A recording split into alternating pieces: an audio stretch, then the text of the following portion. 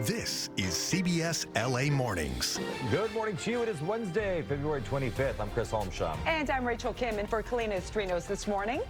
Chris, good to be with you. Hey, good to be with you too. We got a beautiful sunrise this morning and we got some great weather. So let's take a look at your next weather. We got Amber Lee. Amber, how hot is it going to be today? Because yesterday was beautiful.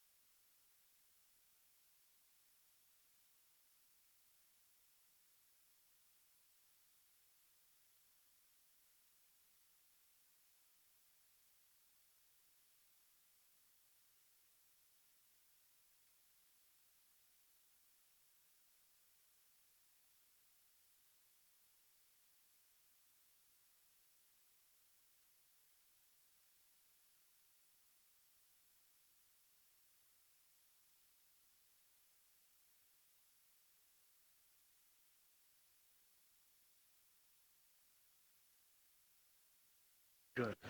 Hey, thank you very much, Amber. We are dealing with a new problem in Riverside on the southbound side of the 215 at the 91. They are currently running a traffic break for this issue. It's a motorcycle down here in lanes, and you can see in the Caltrans camera, no cars getting through. The fire department and CHP on the scene as well. So expect some delays while they try to get this taken care of. Looks like they're moving the motorcycle out of the roadway, so that's some good news, a good sign there as well. And the drive right now, just about 3 minutes, but continuing to build very quickly through that area. The rest of the Inland Empire, not too bad overall. You are seeing delays in the usual spots. 15 Cajon Pass actually not looking bad at all, but that westbound 91 is 43 minutes from Tyler over to the 241. There also was a crash on the eastbound side of the 91 at the 71.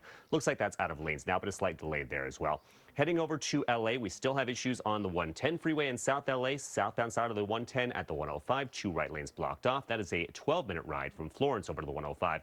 Coming up, we'll have a look at the 5 and the 405, but for now, we'll send it back to you. Okay, Robert, thank you so much. Developing news in Compton.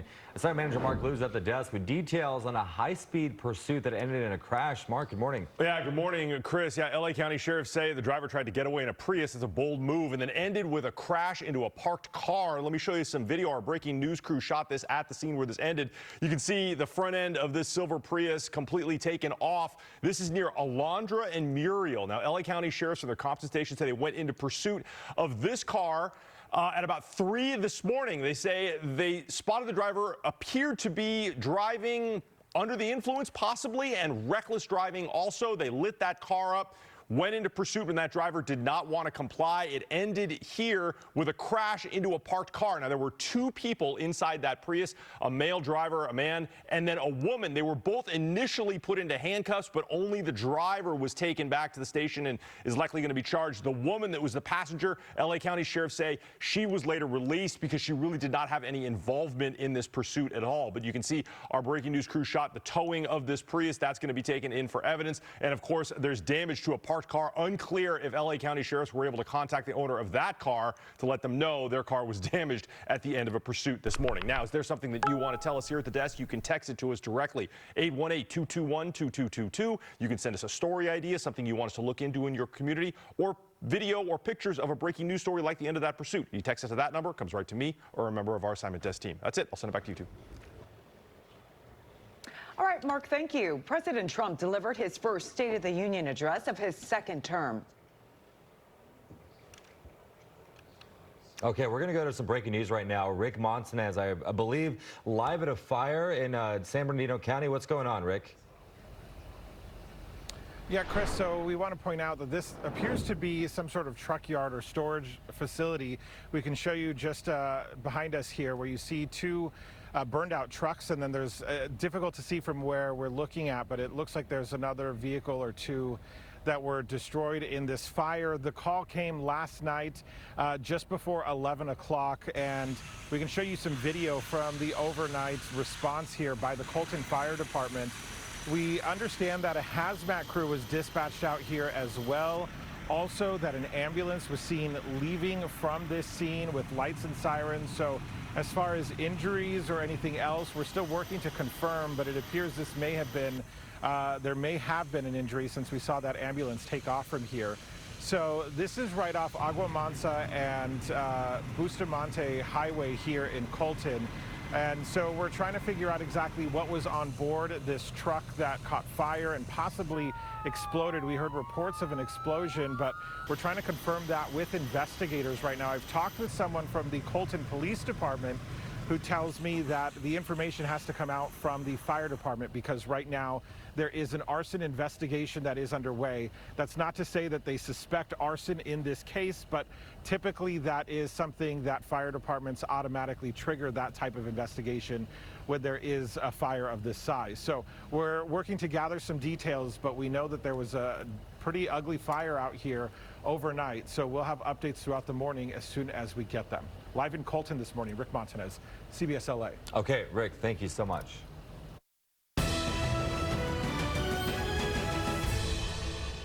President Trump delivered his first State of the Union address of his second term last night. He put his administration's win on full display less than 9 months before the midterm elections.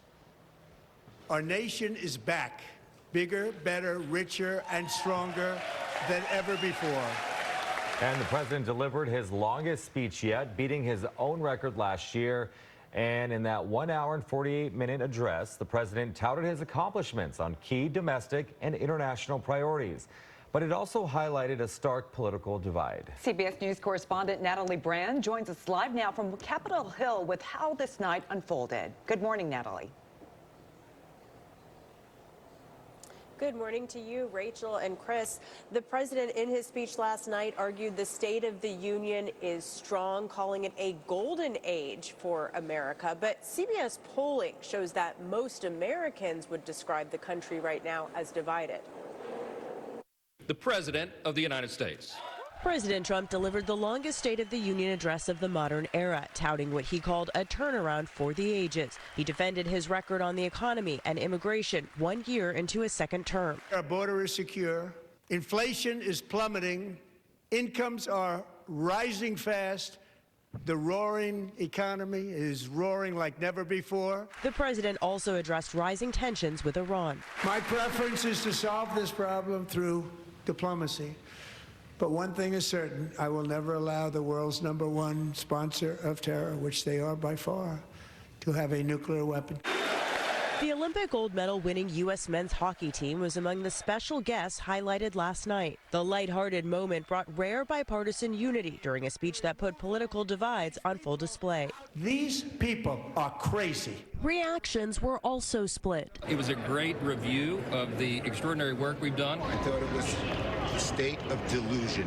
The State of the Union comes as President Trump is facing dwindling job approval numbers in a pivotal midterm election year. With the latest CBS News poll showing the president's approval rating at 40%, Democrats are now trying to sway voters their way. Some spoke at an alternative rally outside the Capitol. In November, are you ready to throw the bums out? In her official response, Virginia Governor Abigail Spanberger hit the president on his immigration crackdown and the cost of living. Is the president working to make life more affordable for you and your family? We all know the answer is no. President Trump is set to take his economic message to Texas later this week ahead of key primaries in the Lone Star State.